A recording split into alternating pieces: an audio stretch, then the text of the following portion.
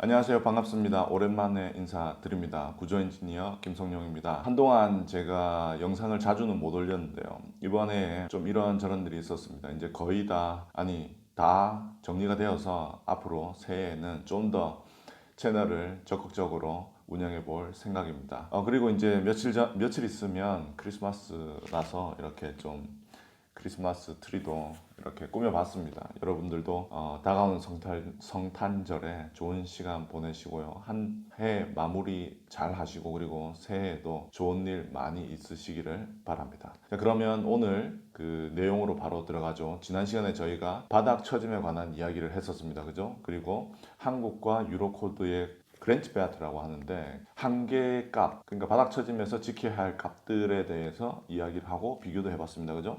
그리고 제가 마지막에 다음 시간에는 독일에서 실무에서 쓰이는 그런 약산식, 그러니까 장기 처짐이 문제였죠. 장기 처짐의 약산식을 말씀드린다고 했는데 그걸 오늘 말씀드리고요. 그리고 또 제가 그 KDS에서 찾은 어떤 식도 있습니다. 그래서 그 식도 한번 살펴보고요. 그리고 마지막으로 실무에서 제가 어떤 경험을 했는지, 어떤 프로젝트에 어떻게 이게 적용이 됐는지에 관해서도 이야기를 해드리도록 하겠습니다. 자, 그러면 이제 첫 번째 내용으로 바로 들어가 보죠.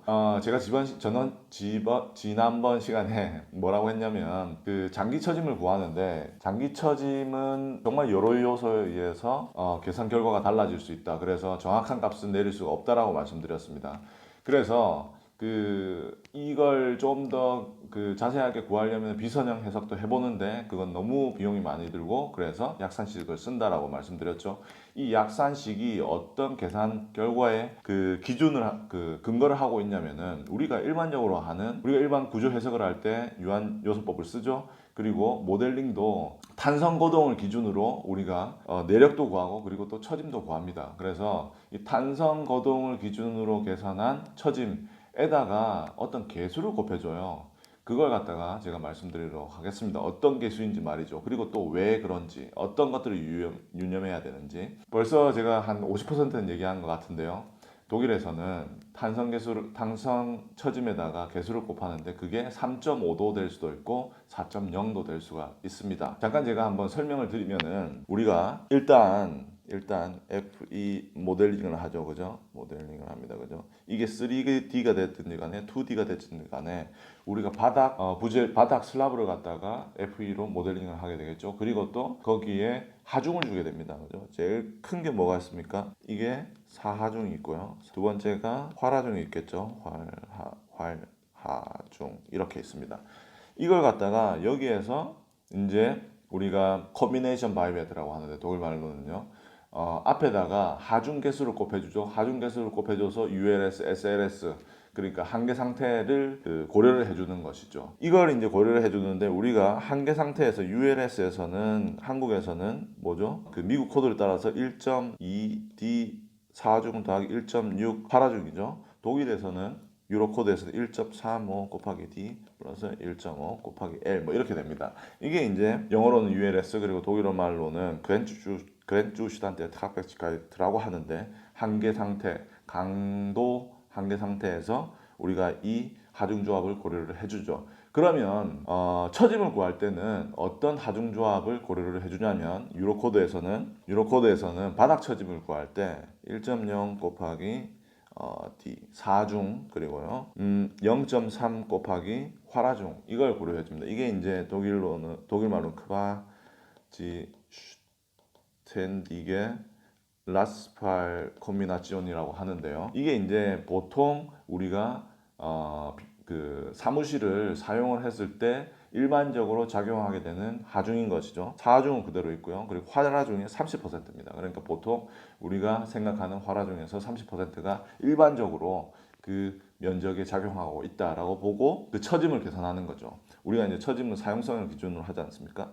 요걸 이제 하중조합을 할 수도 있고 또 다른 하중조합은 1.0 곱하기 D 플러스 1.0 곱하기 L 이렇게도 해줄 수 있습니다. 이거는 이제 젤텐의 콤비나치온이라고 하든지 아니면은 젤텐의 라스팔 콤비나치온이라고 하든지 아니면은 카락터그슈티시의 라스팔 콤비나치온이라고 하는데 아무튼 뭐 그건 독일말이니까 여러분들한테 좀 생소할 수 있겠고요.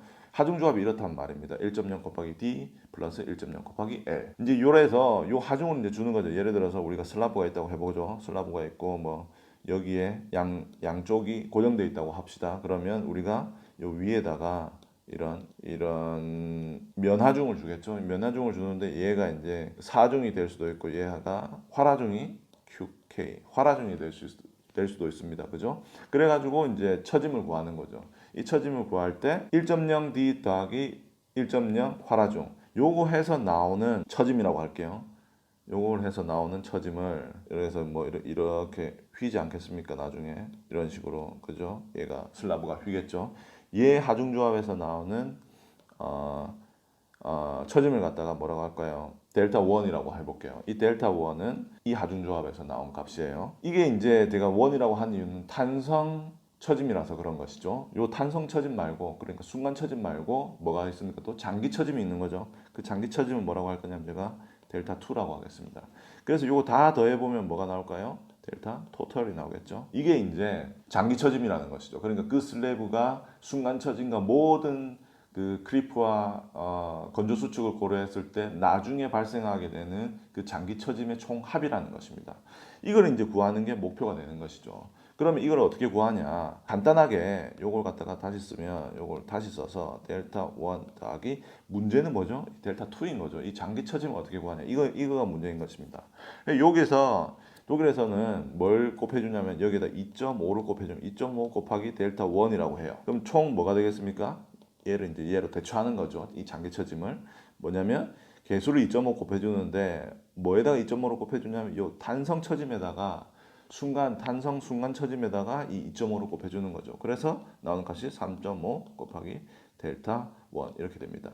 그 말은 이제 정리를 해서 보면 우리가 FE 유한요소법을 통해서 구할 수 있는 순간 탄성 처짐은 델타 1인데 요거에다가 3.5를 곱하면 그게 바로 얘가 가지게 되는 마지막 탄성과 장기 처짐의 합이다라는 것까지 오게 돼요.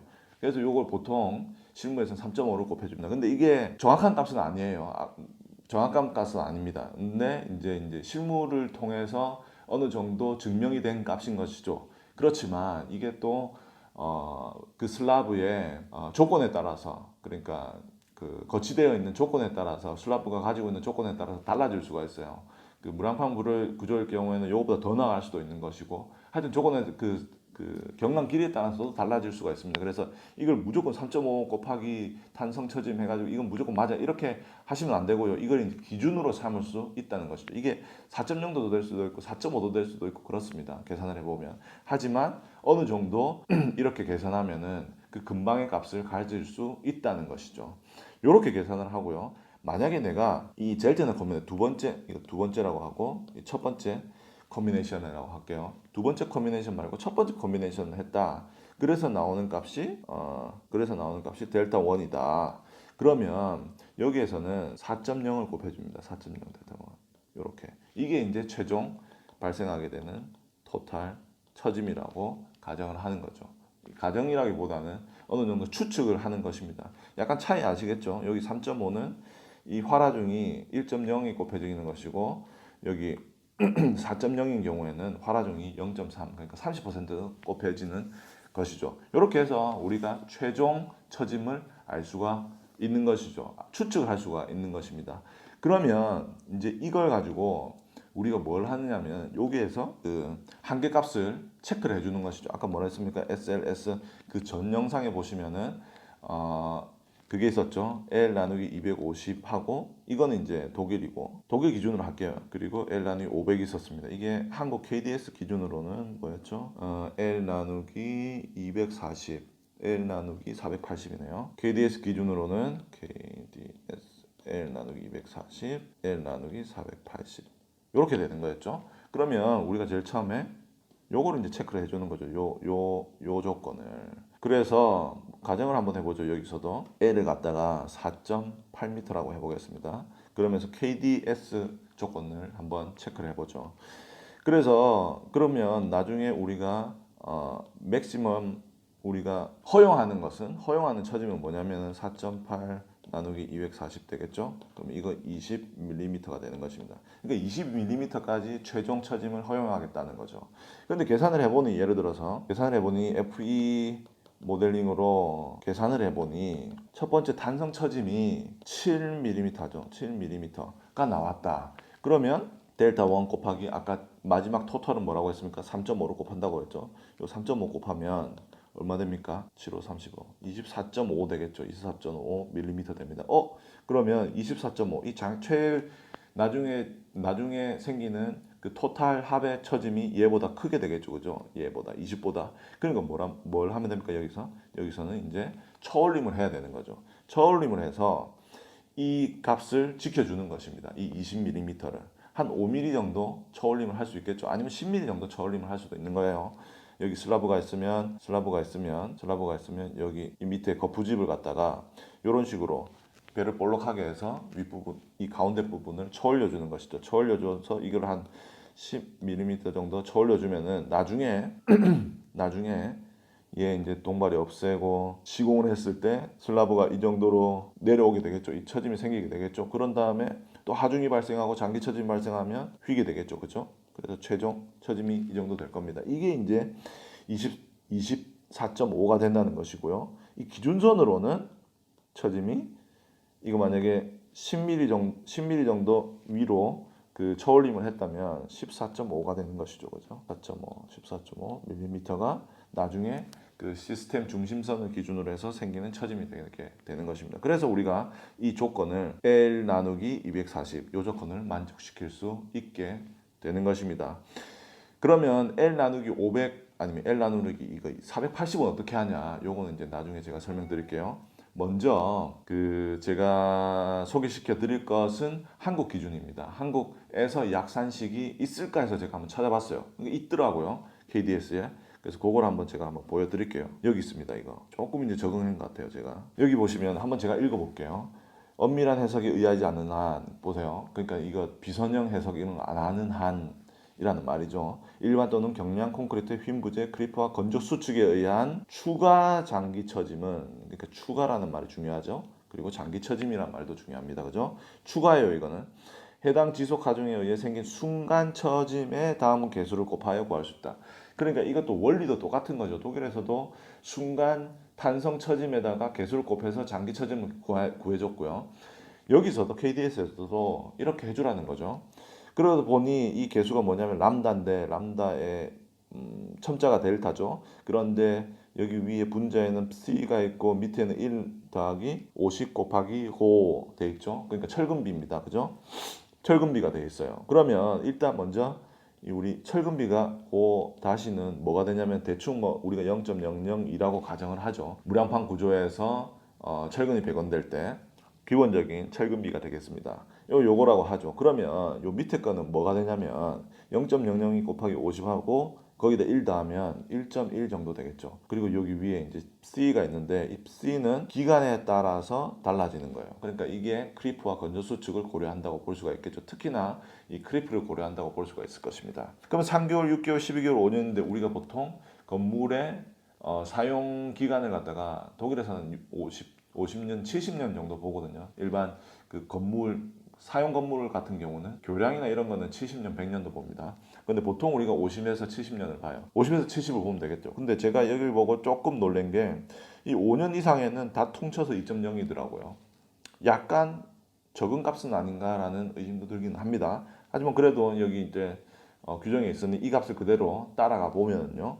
그러면 우리가 50년 정도 사용을 본다. 그러면 여기 위에 분자에는 2.0을 넣어줄 수가 있겠죠. 그러면 요 값이 이 람다 델타 값이 대충 한 2.0 정도 되지 않겠습니까? 그러면 이 개수를 갖다가 순간 처짐, 탄성 처짐에다가 곱해야 하는 값이 추가 장기 처짐이라는 거죠. 그 말은 뭐냐면은 이렇게 순간 처짐이 있는 거예요. 아까처럼 델타 1이 거기에다가 더하기를 추가 장기 처짐을 구하는 거예요. 그러면 2.0 곱하기 델타 1 이렇게 하면 되겠죠. 그럼 뭐 나옵니까? 곱하기 델타 1 이렇게 나오죠. 아까 우리가 3.5 곱하기 델타 1이었죠. 우리 일반 제가 그 독일 신문에서 사용하는 값이. 근데 여기에서는 3.0 곱하기 델타 1 대충 좀 비슷한 값은 나오죠. 그렇게 해서 우리가 이렇게 KDS에서도 약산식을 통해서 마지막 토탈 그 슬라브의 처짐을 구해줄 수가 있는 것입니다. 자, 이렇게 해서 우리가 그 뭡니까 그 유로코드와 그리고 또 KDS를 살펴봤고요. 자, 그러면 이제 그 다음 한계값이 있죠. L 나누기 480. 유로코드에서는 L 나누기 요거 500 요거 있죠. 우리 그냥 KDS 기준으로 하죠. L 나누기 480. 그럼 L 나누기 480은 어떻게 잡아줄 것인가? 이걸 이제 생각해 봐야 되는데 벌써 보세요. 아까 뭐 예를 들어서 이거 그 4m 8이 경관인 슬라브에서 20mm가 저기였잖아요. 그 한계값. 그러면 이 장기 토탈 나온 게 24.5인데 거의 뭐 480은 거의 넘사벽이죠. 요 반이지 않습니까? 그럼 한 10mm 정도 되겠죠. 10mm 이하로 우리가 장기 처짐을 잡아줘야 되는 거죠. 뭐 거의 뭐 힘들게 보이죠.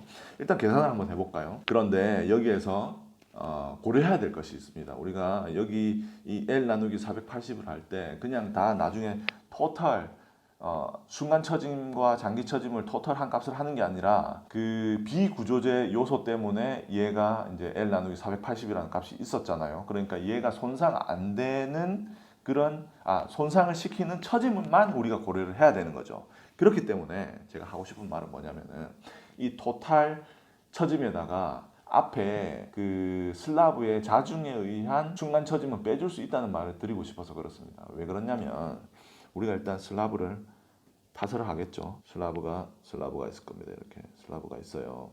그런 다음에 우리가 이제 이거 콘크리트 타설 하지 않습니까? 그래서 막 이제 익지는 않고 굳죠. 얘가 굳게 됩니다. 굳게 되고 나서 뭐 합니까? 요 밑에 있는 동발이 치울 수 있겠죠, 그죠? 치워요. 다시 그리고 다시 이렇게 치우죠. 치우면 어떻게 됩니까? 얘가 처지게 되죠. 처짐이 어떻게 발생하냐면 이렇게 처지게 됩니다, 그죠? 그 다음에 뭘 하냐면 우리가 비구조제, 손상 가기 쉬운 비구조제 설치를 합니다. 이렇게 예를 들어서 경랑 칸막이 벽을 설치를 하는 거죠. 그리고 난 다음에 뭐 할까요? 마감하겠죠. 사무실 같은 경우는 여기에 그 바닥 마감을 하고 요 안에 뭐 케이블 하고 뭐 이렇게 막 넣겠죠. 그래서 나중에 마감 하중은 무슨 말이냐면 제일 먼저 슬라브를 치고 그 다음에 동발을 빼고 그러면은 슬라브에 의한 처짐이 벌써 발생을 하고 그 다음에 경남 칸막이 벽을 설치를 하니 경남 칸막이 벽에 영향을 주는 처짐은 나중에 온 이 경남 칸막이 벽을 설치하고 난 다음에 온 마감에 의한 처짐 그리고 또 나중에 활하중에 의한 순간 처짐 그리고 또 장기 처짐이 있다는 것이죠. 그러니까 우리가 아까 델타 1 더하기 델타 2 해가지고 요거 토탈이라고 하지 않았습니까? 토탈. 이 토탈에다가 뭐 해야 되냐면 토탈에다가 빼기 첫 번째 탄성 순간 처짐인데 그게 뭐 슬라브에 의한 그 값을 빼줄 수가 있다는 거죠. 그렇게 되면 어떻게 됩니까? 아까 제가 24.5였죠? 24.5mm였어요. 그러면 이 슬라브에 의해서 계산을 해보니 그 탄성 계산을 해보니 한 4.5 정도 돼요. 4.5mm. 그러면 이거는 아무 생각 없이도 빼줄 수 있다는 거죠. 그러면 한 20mm가 나온다는 겁니다. 이거 좀 더 정확하게 얘기하면은 여기 탄성 처짐에 의한 것 빼주고 그리고 또 균열에 의한 처짐도 사실 빼줄 수 있어요. 경남 칸막이 벽 설치하기 전에 그 슬라브가 겪게 되는 그 균열에 의한 처짐도 있거든요. 그것도 뺄 수 있어요. 근데 그 값을 우리가 모르잖아요. 그러니까 보수적으로 생각해서 그냥 슬라브의 자중에 의한 탄성 처짐, 균열을 뺀 탄성 처짐만 빼주자는 겁니다. 그래서 뺀 게 20mm가 되는 거죠. 그래서 보니까 그러면 24.5를 비교를 하는 것이 아니라 이거 L 나누기 480에 20을 비교하면 되겠네. 그래도 안 좋죠. 그래도 아까 뭡니까? L이 4.8이면 이거 10mm인 거죠. 그러면 이 값은 사용성을 고려할 때 만족을 못하는 값이 되겠죠. 그러면 경관을 줄이든지 슬라브를 두껍게 하든지 아니면은 철근비를 높이든지 아니면은 뭐 동발을 나중에 해체하든지 나중에 거푸집을 해체하든지 뭐 이런저런 방법들이 있습니다. 아무튼 뭐 이런 걸 해줘야 된다는 거죠.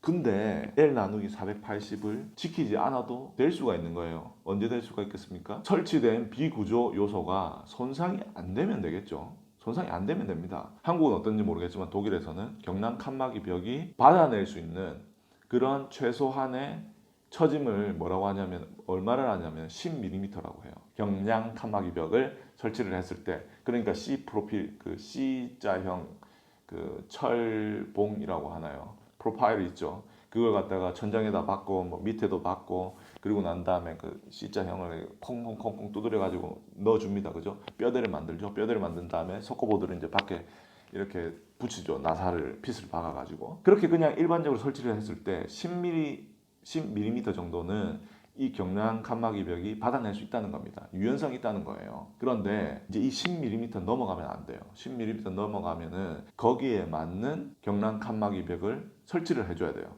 그게 어떻게 생겼냐면, 이게 이제 슬라브 천장이라고 하면 원래는 이런 B자형 철판을 갖다 대고 옆에다가 이제 판을 피스를 박아주는데, 그렇지 않을 때는 여기에다가 이렇게 막 대요, 이 석고판을. 그런 다음에 얘가 있고 이렇게 생겼을 거예요 아마. 이렇게 하고, 그 다음에 이 피스를 갖다가 여기 위에 바로 박아주는 게 아니라 옆에 그 수직재에다가 박아줘요. 그래서 이 저기 뭐야 이 그 움직임이 있을 때, 처짐이 있을 때 이 처짐을 갖다가 얘가 흡수를 해준다는 거죠. 10mm를 내가 10mm 이하로 내가 이 처짐을 갖다가 잡아둘 수 없을 것 같으면, 이게 만약 20mm, 10mm보다 크고 20mm보다 작다면 이제 이런 형태의 특별하지도 않습니다. 보통 이거 그 일반적인 그런 디테일이에요. 이렇게 해서 우리가 경량 칸막이 벽을 설치를 해줄 수 있다는 거죠. 그렇게 되면 우리가 L 나누기 480을 지키지는 못하지만 경량 칸막이 벽이 20mm는 흡수할 수 있기 때문에 20mm도 괜찮다는 거예요. 이게 디테일이, 이걸 갖다가 독일말로 글라이트인데 데켄 안슐러스라고 하는데, 여기 보시면 이렇게 생겼습니다. 이게 이제 그 20mm까지 처짐을 허용해주는 그런 경량 칸막이 벽의 디테일이 되겠습니다. 아니면은 어떻게 생겼냐면 여기 안 나오네요. 요 그림 좋죠? 이건 40mm까지 되네요. 더 특별한 그런 경량 칸막이 벽 디테일입니다. 요거 같은데, 예, 요거예요.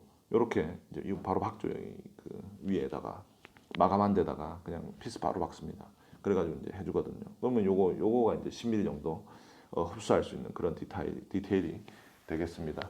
이렇게 해서 한계값과 그리고 또 장기 처짐을 약산식으로 어떻게 계산하는지 봤습니다. 그리고 이제 제가 이제 오늘 마지막 얘기해 드릴 거는 실제 그 프로젝트에서 어떻게 이게 적용이 됐는지 그거에 대해서 말씀드릴 텐데요. 제가 하는 프로젝트 중에 이제 그게 이제 시공사를 선정하는 과정이었어요. 그러면 이제 건축주가 여기에서 아우슈가이붕이라고 하는데, 건축주가 나 이거 발주할래 이렇게 하는 거죠. 발주가 맞는지 모르겠습니다. 나 이거 지을래라고 하는 거죠. 그러면 시공사가, 아니면 건축주가 시공사한테 물어보겠죠. 아니면 이걸 그 공개를 할 수도 있고 공개 입찰을 할 수도 있는 거고요. 아무튼 시공사를 찾습니다. 그런데 이제 시공사를 찾을 때 아무래도 이 그냥 경량 칸막이 벽을 설치하는 것과 20mm 정도의 처짐을 흡수할 수 있는 경량 칸막이 벽을 설치하는 것이 이 가격이 차이가 나겠죠. 이게 얼마나 나는지 저는 잘 모르겠는데, 아무튼 이 프로젝트 매니저 하는 그런 그 팀에서 이제 이게 되게 차이가 많이 난다고 얘기를 해서 이걸 좀 줄여야 되겠다라고, 그래서 사무실에 필요한 부분, 글라이트인데 데켄 안슐러스, 그러니까 20mm 흡수할 수 있는 경량 칸막이 벽이 필요한 것과 꼭 필요한 것과 아닌 부분을 좀 얘기해 달라고 하더라고요. 그게 그 평면이 어떻게 생겼냐면 이렇게 생겼어요. 대충 제가 설계 뭐 이런 걸 안 하기 때문에 대충 그리겠습니다. 가운데 코어가 있었고, 아무튼 여기에 계단이 있고요. 계단식. 요 올라와가지고 이렇게 올라가지고 이제 요로 들어가는 거죠. 그래서 플로어가 있고 기둥이 있습니다. 뭐 이렇게 막 기둥이 있어요. 그래서 여기 이제 외벽이죠. 외벽이 기둥이에요. 그리고 사무실이니까 여기에는 플로어가 있겠죠. 복도가 있습니다. 그렇죠? 그래서 여기에 뭐 룸이 있는 거예요. 룸 있고 여기 칸막이가 있겠죠. 뭐 이렇게 막 마음대로 했습니다. 칸막이도. 요 이제 이 벽은 이제 뭡니까? 그 이것도 칸막이죠. 복도와 룸을 구분짓는 그런 벽입니다. 뭐 여기에도 벽이 문이 있고 뭐 여기에도 문이 있고 뭐 이렇게 하겠죠. 그런데 이제 여기에서 저희가 이제 그 이 특별한 구조의 그 20mm를 흡수하는 경량 칸막이 벽이 어디에 설치돼야 되는지를 줬죠. 어디냐면 대충 뭐 이 부분인 겁니다. 이 부분에는 아까 말씀드렸던 그런 경량 칸막이 벽이 설치돼야 된다라고 이제 얘기를 한 거죠. 그러면 다른 부분은 어디? 얘 이제 그 플로어 옆에 있는 이 벽은 어떻게? 여기는 안 돼도 돼요. 왜냐면 그 눈치채신 분은 금방 눈치채셨겠지만 요 빨간색으로 할까요? 여기 얘가 이제 그 지점이잖아요. 코어에 있는 그 벽들이. 그리고 또 얘도 지점이고. 그래서 얘 근처에 있는 부분들은 어느 정도 그 처짐이 약간 적게 되겠죠. 그래서 얘들은 10mm 정도 이하였습니다. 다. 그리고 요 이제 그 기둥 있는 부분들도. 근데 이제 여기가 이제 얘들은 근데 이렇게 직각으로 서 있는 얘들은 그 경관의 가운데 부분에 있기 때문에 최대 처짐이 발생하는 곳이었어요. 그래서 이 부분에서는 이제 그런 20mm 흡수하는 그런 경량 칸막이 벽을 이제 시공을 해줬었어야 되는 거죠. 근데 이렇게 생각하면 이 층이 몇 층, 뭐 15층, 20층 된다고 했을 때 제법 되는 그런 비용이 될 수가 있겠죠. 그래서 이렇게 이제 해결을 했습니다. 아니면은 이런 케이스도 있어요. 이렇게 생각할 수도 있어요. 만약에 그러면 이게 너무 비용이 많이 든다라고 생각하면 그러면 그냥 20mm 흡수하는 거 말고 10mm로 다 할 수도 있는 거죠. 10mm로 다 하고 나서 나중에 경량 칸막이 벽에 금이 가든지 뭐 그랬을 때 이걸 갖다 보수 공사를 할 수도 있는 거죠. 만약에 건축주가 그게 더 낫다고 한다면은. 그러니까 미리 그 균열을 피할 것인지 아니면 혹시 균열이 안 날 수도 있으니 나중에 균열을 하면 그걸 나는 보수하겠다. 이렇게라도 결정도 할 수가 있는 겁니다. 이런 방법도 있겠죠. 네. 이렇게 오늘 처짐에 관한 이야기 두 번째 영상을 마무리하게 됐습니다. 이 영상이 여러분들한테 도움이 됐으면 좋겠고요. 그리고 또 실무에서 규정에 있는 조건들이 어떻게 적용이 되는지에 대한 그런 느낌도 좀 받으셨으면 좋으리라고 생각합니다. 다음 영상에서는 제가 FE 유한요소법으로 우리 모델링을 하잖아요. 모델링 할때 실수하는 부분들 그리고 자주 묻는 부분들이 있는데 그걸 갖다가 제가 뭐 그거에 대해서 몇 가지 비디오를 만들어 봐야 되겠다라는 생각이 들었어요. 그래서 그걸 플레이리스트로 만들 건데 그 첫 번째 영상으로서 기둥과 기둥의 접합부, 기둥과 기둥이 그 차이가 날 때, 두께 차이가 나든지 그럴 때 그때는 어떻게 모델링을 하는 것이 좋은지, 어떤 부분들을 고려해 주는 것이 좋은지에 대해서 한번 말씀을 드려보려고 합니다. 영상 기대해 주시고요. 그리고 또 좋은 영상으로 앞으로도 찾아뵙도록 하겠습니다. 시청해 주셔서 대단히 감사합니다.